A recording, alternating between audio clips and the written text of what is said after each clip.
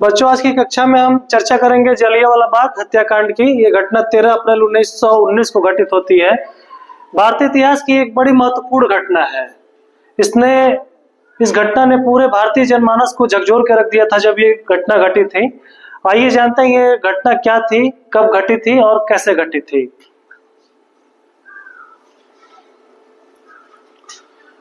जलियांवाला बाग अमृतसर के स्वर्ण मंदिर अमृतसर में है। और अमृतसर कहाँ है? पंजाब में। पंजाब राज्य के अमृतसर में एक स्वर्ण मंदिर है। उसी के पास एक बगीचा था जिसका नाम था जलियांवाला बाग। 13 अप्रैल 1919 को brigadier general Reginald Edward Dyer के नेतृत्व में अंग्रेजी फौज ने गोलियां चला के निहत्थे शांत बूढ़ों, महिलाओं और बच्चों सहित सैकड़ों लोगों को मार डाला था और हजारों लोगों को घायल कर दिया था। अब तुम कल्पना करो कि तुम कहीं बाजार में गए हो, किसी क्रिकेट ग्राउंड में या मैदान में खेल रहे हो, कुछ भीड़ इकट्ठी है, पुलिस आती है और अचानक तुमको मारने लगती है। मारने नहीं बल्कि गोली मार देती है, बिना कुछ जाने पूछे, बिना किसी तुम्हारी गलती के। तुम्हें कैसा लगेगा? वो कितनी जघन्य अपराध होगा, वो कितना जघन्य घटना होगा, इसकी हम कल्पना भी नहीं कर सकते हैं। तो इस तरीके से ये घटना घटित होती है। यदि किसी एक घटना ने भारतीय स्वतंत्रता संग्राम पर सबसे अधिक प्रभाव डाला था तो वह घटना यह जघन्य हत्याकांड ही था। इसी घटना की याद में यहाँ पर एक स्मारक बना हुआ है। आइए हम आपको इस स्मारक दिखाते हैं। ये देखिए वो स्मारक है जो जलियांवाला बाग हत्याकांड में शहीद हुए लोगों की याद में बना है। ये एक आकृति है। ये देखो, ये आकृति जो है कि तुमको लौ की तरह दिखेगी, जैसे दिए में लौ जलता है उसी तरह की आकृति बनी है और इस पे शहीदों के नाम अंकित है। और इसी बाग में एक कुआं भी है, उस कुआं के बारे में भी हम आपको बताएंगे। उसे हम शहीदी कुआं के नाम से जानते हैं। अब घटना क्या थी जरा ये हम जान लेते हैं संक्षिप्त में कि ये घटना क्या थी और कैसे घटी थी। बैसाखी के दिन 13 अप्रैल 1919 पंजाब में 13 अप्रैल को बैसाखी का त्योहार मनाया जाता है। बहुत धूमधाम से त्योहार मनाया जाता है वहां का। बैसाखी के दिन 13 अप्रैल 1919 को अमृतसर के जलियांवाला बाग में रोलेट एक्ट, एक कानून अंग्रेजों ने बनाया था, रोलेट एक्ट, जिसे हम काले कानून के नाम से जानते हैं। उस कानून में वो किसी को बिना किसी गलती के पकड़ के मुकदमा ठोक के जेल में डाल देते थे। इसलिए इस कानून को नो अपील, नो दलील, नो वकील के नाम से भी जाना जाता है।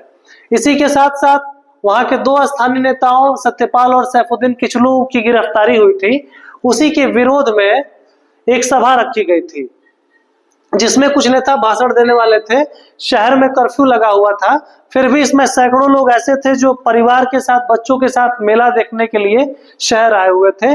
उनको भी ये बात पता चली तो वो उस बाग में पहुंच गया जहां पे भीड़ इकट्ठा हुई थी। अब अंग्रेजों को ऐसा लगा कि यहाँ पे ये जो भीड़ इकट्ठा है, कहीं ये हमारे खिलाफ कुछ षड्यंत्र के लिए तो नहीं इकट्ठा है। उन्हें ऐसा महसूस हुआ कि ये कहीं 1857 के गदर की पुनरावृत्ति ना हो, इसलिए इस भीड़ को हम यहीं कुचल देंगे, इस भीड़ का हम यहीं दमन कर देंगे। अब घटना कैसे घटित होती है? जब नेता बाग में पड़ी रोड़ियों, यानी कि जो ईंटे पत्थर थे उनके ढेर थे, उन पे चढ़ के नेता भाषण दे रहे थे, तभी brigadier general Reginald Dyer 90 British सैनिकों के जत्थे के साथ वहां पहुंच गया। उन सबके हाथ में राइफल थी, राइफल में गोलियां थी। उन्होंने बाग को चारों तरफ से घेर लिया और बिना किसी सूचना के या बिना कोई चेतावनी दिए निहत्थे लोगों पर गोलियां चलाना शुरू कर दिया। 10 मिनट में कुल 1650 राउंड गोलियां चलाई गई।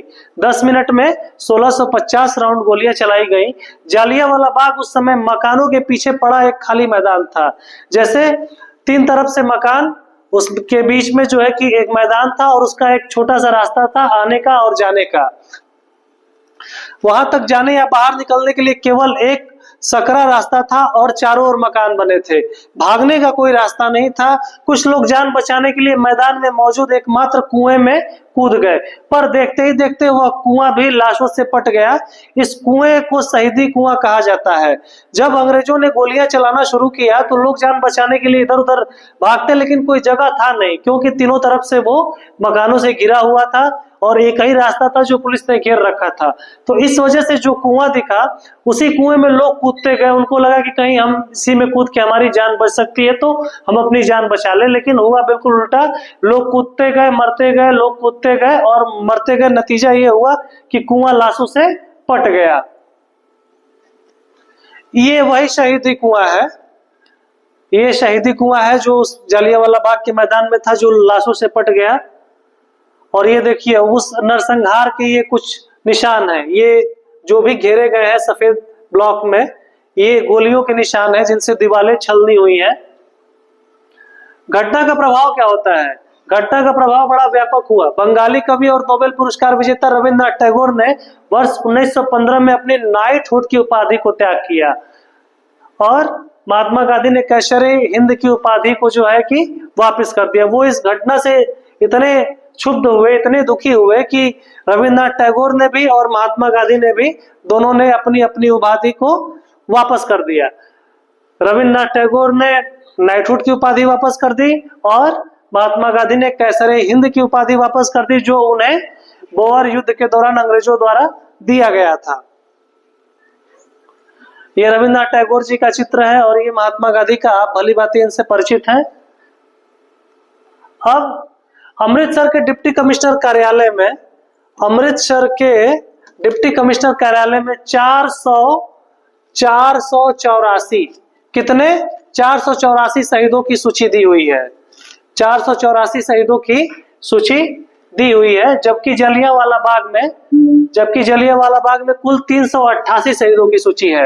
ब्रिटिश राज के अभिलेख इस घटना में 200 लोगों के घायल होने और 379 लोगों के शहीद होने की बात स्वीकार करते हैं, जबकि एक अनाधिकारिक आंकड़ा के अनुसार 1000 से अधिक लोग मारे गए, 1000 से अधिक लोग मारे गए और 2000 से अधिक लोग घायल हुए। इस घटना के प्रतिघात स्वरूप, इस घटना का बदला लेने के लिए सरदार उधम सिंह ने 13 मार्च 1940 को लंदन के कैक्सटन हॉल में इस घटना के समय British lieutenant Michael O'Dwyer को गोली चला के मार डाला। उन्हें 31 जुलाई 1940 को फांसी पर भी चढ़ा दिया गया। जनरल डायर ने जो ये नरसंहार किया था, इसका बदला लेने के लिए सरदार उधम सिंह ने उसकी हत्या कर दी, लेकिन फलस्वरूप सरदार उधम सिंह को भी फांसी दे दी गई।